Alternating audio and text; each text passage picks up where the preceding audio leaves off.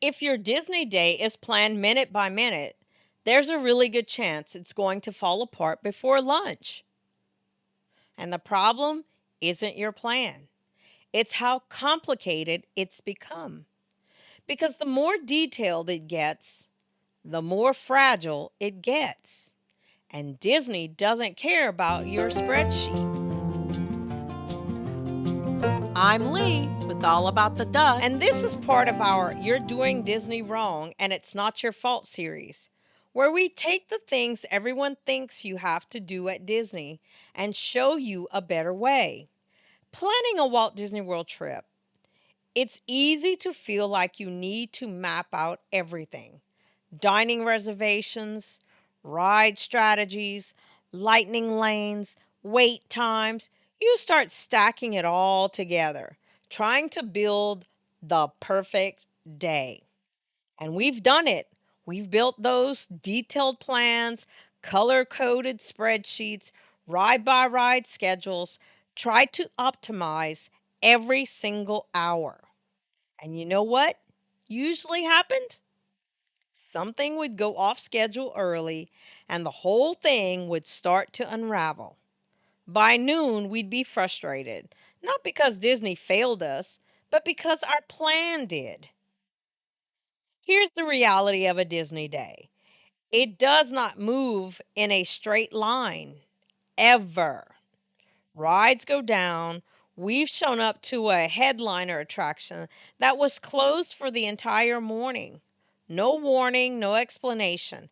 Wait times spike out of nowhere. A parade reroutes foot traffic, and suddenly your shortcut doesn't exist anymore. A kid needs a break. It rains for 20 minutes.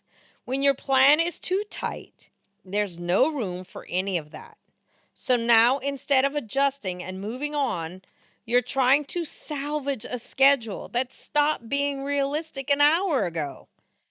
You're on your phone, you're stressed, you're arguing about whether to skip the reservation or the ride, and everyone around you is just enjoying the park. That's not because they planned better, it's because they planned less. So here's what changed everything for us: we stopped trying to do everything and committed to just three things. We call it the three priority rule. At the start of each day, before you even walk through the gate, pick your top three must do experiences, not 10, not a full checklist, just three things that would make the day feel like a win if you got them done. Maybe it's a specific ride. Maybe it's a dining experience. Maybe it's watching a certain show or catching the fireworks from a particular spot. Whatever it is, you pick three, and those become your anchors. Once you knock those out, everything else is a bonus. And that mental shift alone changes how the whole day feels. You're not chasing a list, you're collecting wins. We also use what we call the line eye test. While we're moving between priorities, if we're walking to one of our top threes and we pass something with a short line that we want to do, we jump in. Then we go right back to the plan. That one habit alone has added two or three extra rides to our days without any stress. Because we're not forcing it, we're just staying aware. The next thing that made a huge difference for us was building in what we call flexible time blocks. Instead of planning every hour, we think in three chunks: morning, midday, evening. And inside each chunk, we leave breathing room, time to wonder, time to adjust, time to just see what's happening around us. And here's why that matters. Some of the best moments we've had at Disney weren't on any plan, they just happened. A character meet we stumbled into because we weren't rushing, a quiet corner of the park that had almost no crowd, a show we caught because we had 15 minutes and nothing locked in. Moments like that don't happen when every minute is accounted for. And practically speaking, Midday is the perfect flex block. Crowds are at their heaviest, wait times are at their peak, and it's usually the hottest part of the day. That's the worst time to be pushing hard through a packed schedule. It's the best time to slow down, grab a good meal, rest your feet, and let the afternoon crowd sort itself out.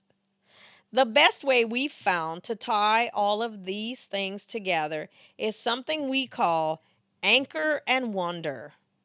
You anchor your day with one or two fixed points. Maybe it's a dining reservation at noon. Maybe it's a specific ride you want to hit at rope drop. Maybe it's the evening show. And everything around those anchors, you let it flow.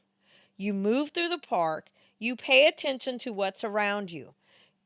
You make decisions based on what you see, not what a spreadsheet told you 3 weeks ago.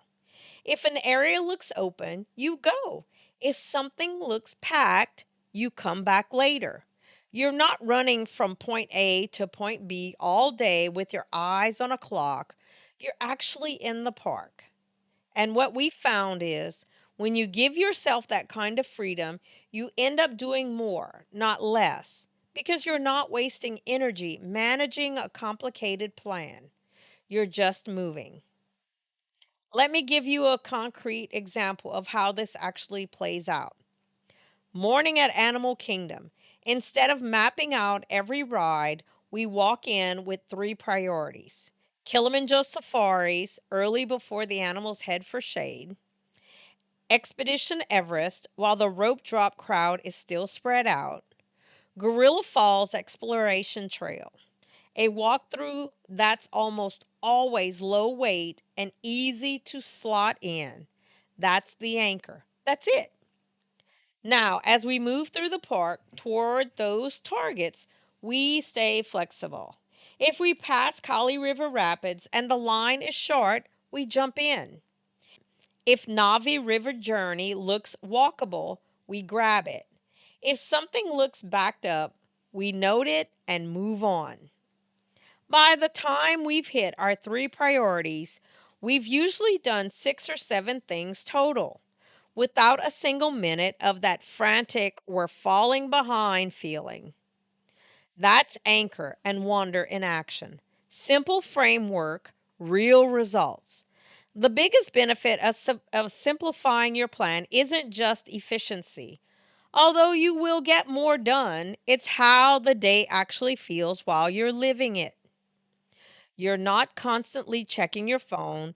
You're not watching the clock. You're not having a tense conversation about whether to cut the ride or the reservation. You're just there. You start noticing things you used to walk right past. The detail work Disney puts into every corner of their land. The music that shifts as you cross from one area to the next. The little storytelling moments built into the queue lines. Disney is incredibly good at creating an immersive world, but you can only experience that world if you're actually present in it. And a packed minute by minute schedule pulls you out of it before you even get settled. Simplify the plan, and the park opens up in a completely different way. You don't need a perfect plan to have a great day at Walt Disney World. In fact, the more complicated your plan becomes, the harder it is to actually enjoy it because you spend the whole day managing it instead of living it. Pick three things that matter, build in some breathing room, and give yourself permission to wander because some of the best moments Disney has to offer are the ones you never saw coming. Are you someone who plans everything out down to the minute? Or do you prefer to keep it loose and see where the day takes you? Let us know in the comments. We read every one, and honestly, this is one where we love hearing how different people approach it. And if this series is reshaping how you think about your trips, the next video is one you'll want to see before you go. We're breaking down why most people's morning strategy is costing them their best hours of the day and what to do instead. Like and subscribe so you don't miss the rest of the series. And as always, see you real soon.